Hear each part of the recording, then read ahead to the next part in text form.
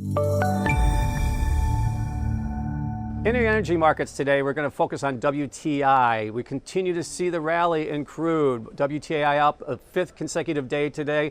We see it close around that 48.60 level, up about 1.5% for the day. We did see it much higher earlier this morning. We actually saw it over 49. 49.79 was the top tick for WTI, up better than 3%, giving up a little bit of ground, but once again, nonetheless, still maintaining that upward trend that we have established now for 5 consecutive days.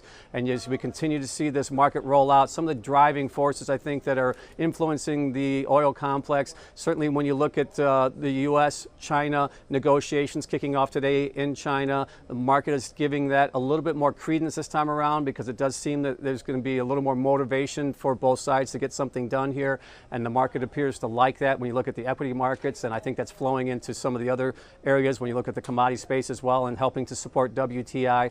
Second of all, we also have the equity markets. The equity markets are rallying very strong here in the first beginning of this year, and I think you continue to see once again this risk-on type of mentality, accumulation type of mentality in the market right now, and once I think again driving the bids here for WTI as well as Brent higher.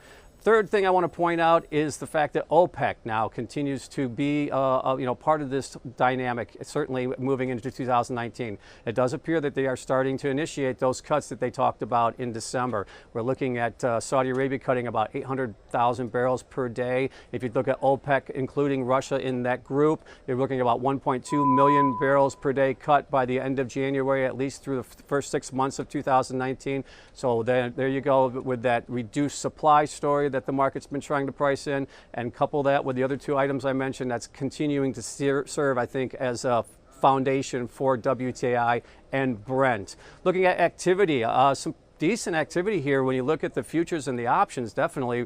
February options right now, the February future being the lead month, you're seeing some significant activity around the 50 strike and the 51 strike on those calls. And then the February puts, the 48 puts and the 45 puts were the most actively traded today. And average daily volume has really jumped again now that we moved into the new year. Average daily volume on that Feb future running around 820,000 contracts per day. And once again today we saw right around 795,000 contracts traded. So we are seeing some significant pickup in activity, trading activity on both the options and the futures as we start out the new year.